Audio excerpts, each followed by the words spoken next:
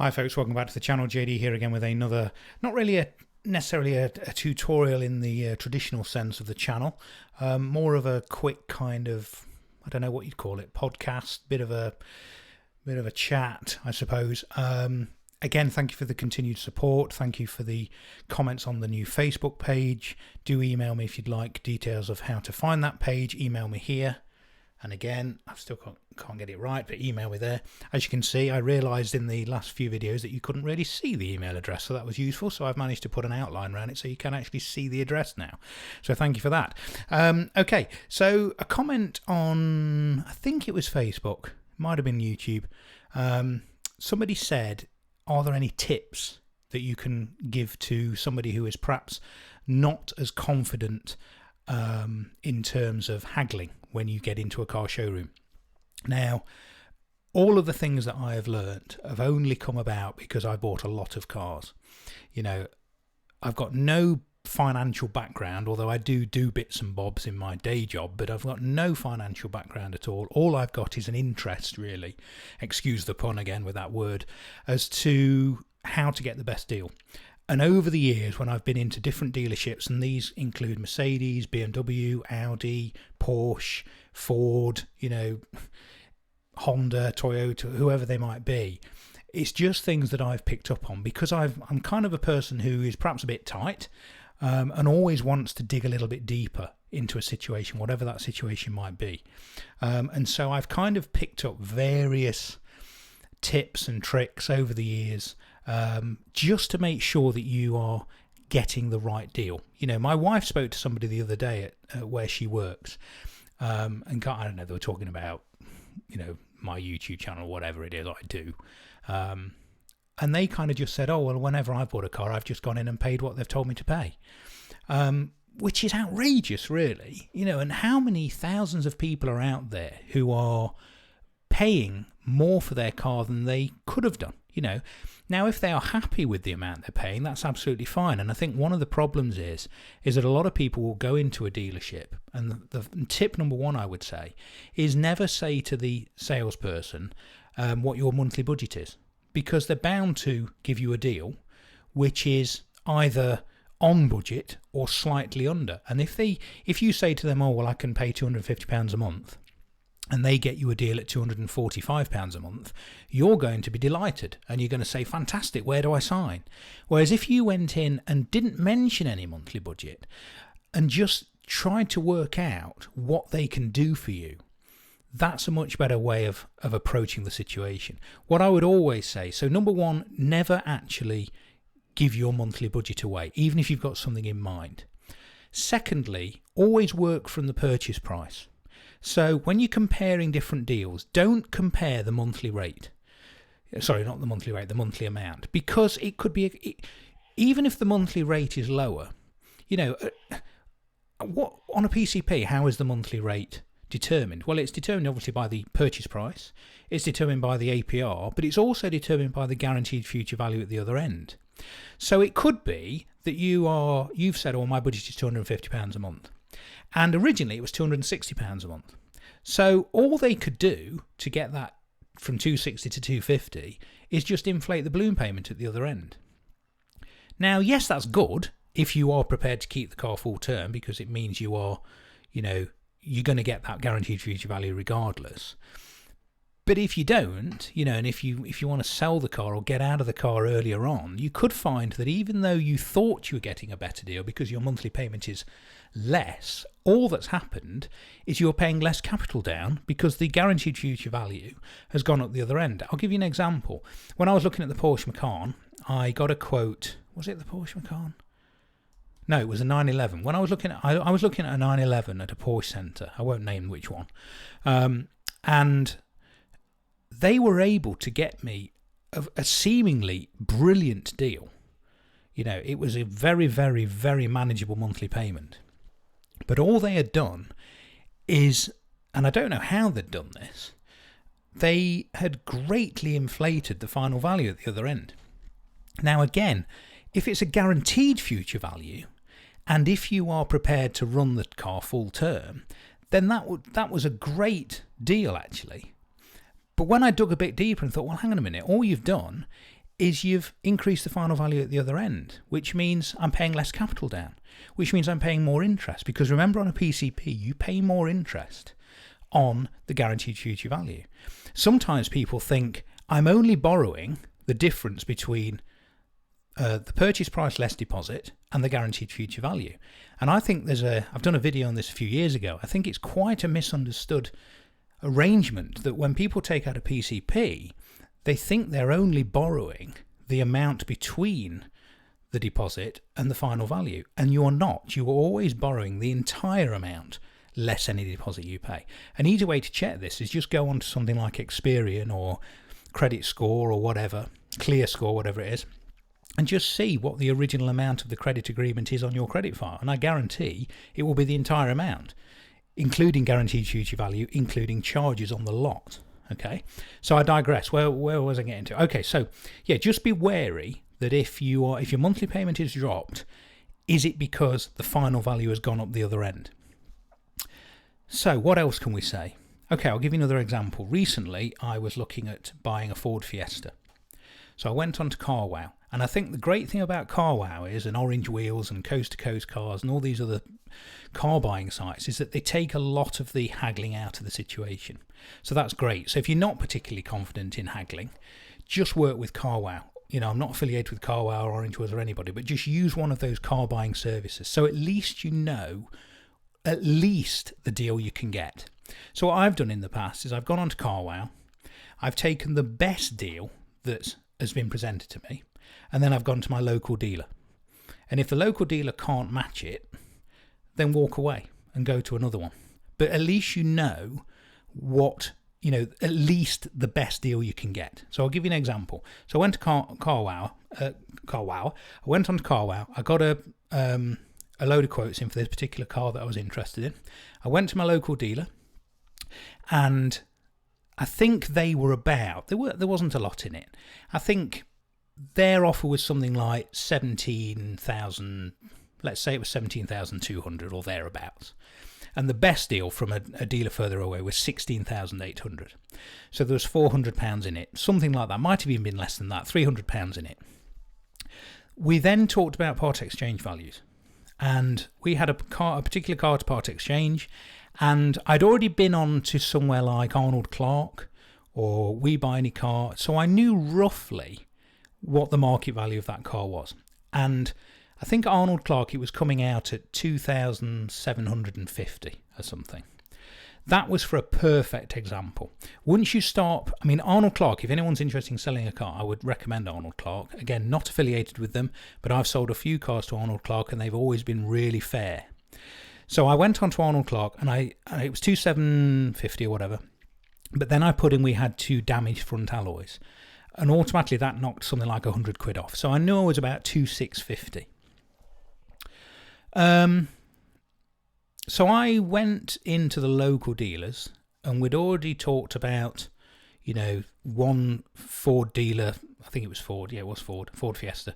One Ford dealer further away were quoting, let's say 16.8, and they were quoting 17.2. Then we started talking about Partex, and I just said, right, well, I want $3,000 for the car. And they accepted it. They had a look round it, and they said, you know what, we can give you $3,000 for the car. So already I knew I was, 350 quid up on what I would probably get by selling that car to somewhere like We Buy Any Car or Arnold Clark or whatever. And then I said, okay, well, to do a deal, because they'll always say things like, well, actually, to be fair, they won't do this as much. But, years ago, they would say, what do we need to do to close the deal today? They didn't do that, to be fair. They were very honest and very transparent, and I have to say it was a pleasure dealing with this particular dealer. But he did say, well, where do we need to be roughly? So I said, well, it's $3,000 for the car, and you match the best offer on CarWow. And he said, well, I don't know. I'm not going to lie to you. I don't know whether we can do that. But it happened to be very close to the end of the quarter. And so, sorry, there's a family are playing Scrabble in the other room. It's distracting me. They were able to match it. In the end, they gave us a ring and said, yes, we're prepared to do it. We've got a car in the network. It's already been built. It's just coming into the country. We can do it.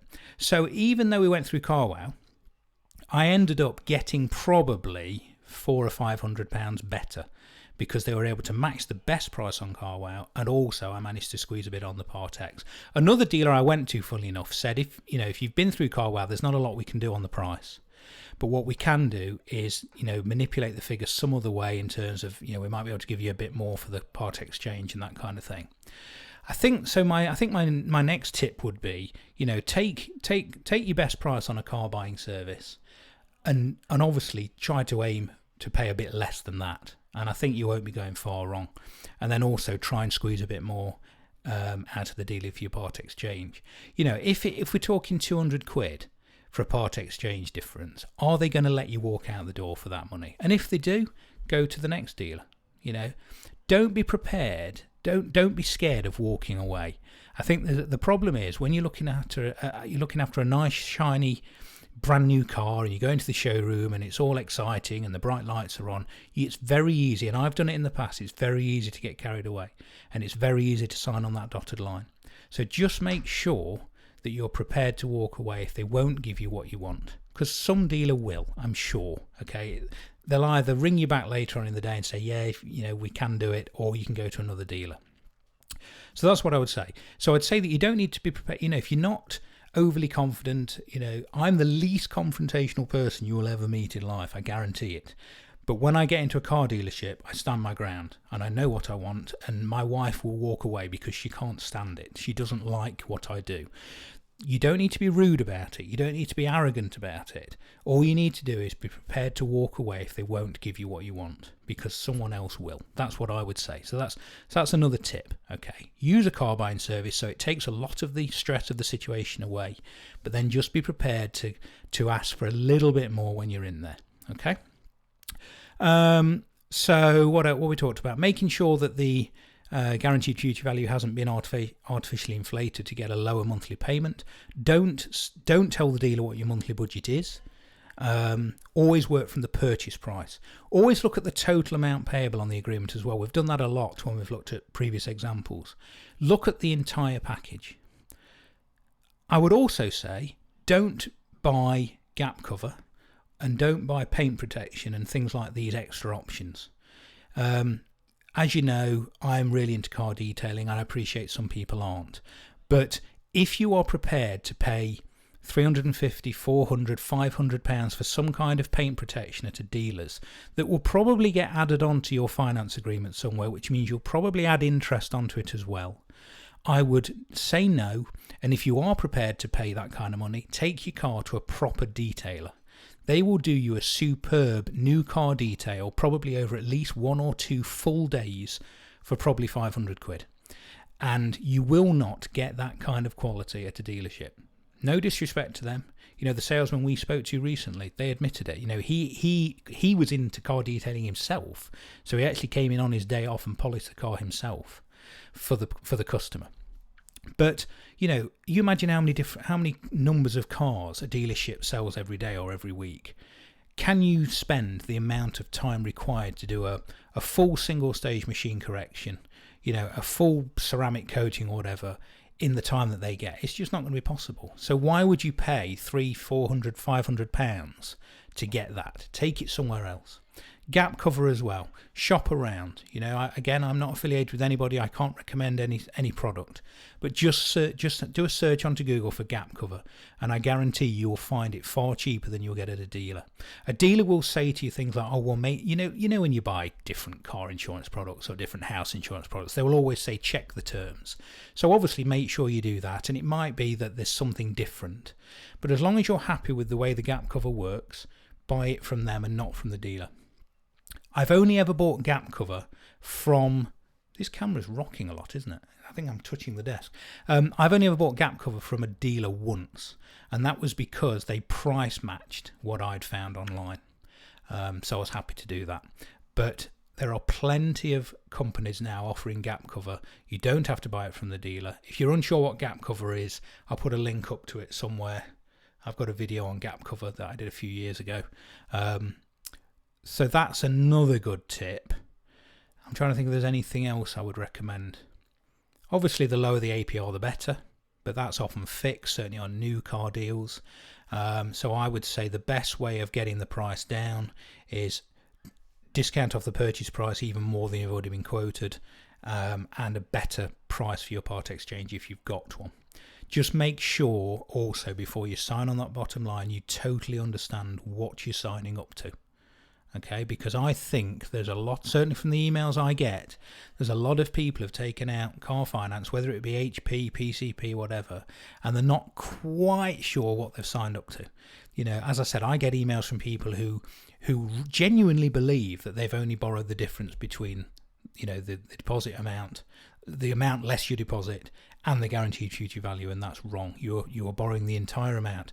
All you've got to remember is the only difference really between a PCP and an HP is that where an HP has, let's say, 5 years worth of equal monthly instalments, a PCP has, say, 3 years worth of instalments, with the final payment just being much, much larger. But you're still borrowing the same amount of money. And that's why I've said in the past, you know, you can always do it on a personal loan and make your own kind of, almost a PCP, but more like what we call a lease purchase, which is where you, oh, that's something else I've remembered, which is basically where you have a balloon payment at the end, but it's not guaranteed. And that's exactly what you can do with a personal loan. You borrow a personal loan over 6 years, and then when you get to the end of year 4, you've got a balloon payment that you can pay out if you want, but if you don't want to pay it off at that point, you just keep the loan going. So there's another tip. The other thing I've just thought of then was, if you are taking out a PCP, make sure it is a PCP and make sure it's not a lease purchase. Lease purchase operates pretty much in the same way as a PCP, but the final balloon payment is not guaranteed. Okay, so let's say you take that car back and the car is worth £6,000 and your balloon payment is £7,000, you've got to pay that £7,000. So you would give the car back and you'd have to find another £1,000. PCP has a guaranteed future value. So if the car's worth £5 and you owe £7,000, you just give the car back and the £7,000 is settled. Okay, so that's something else. Anything else I can think of today? Don't think so. I hope that was reasonably useful. If I think of any more, I'll do another video. But as I said, I hope that was useful. Please continue to comment and subscribe. And I will see you next time. And I will hit the stop button now. Thank you very much for watching. Take care.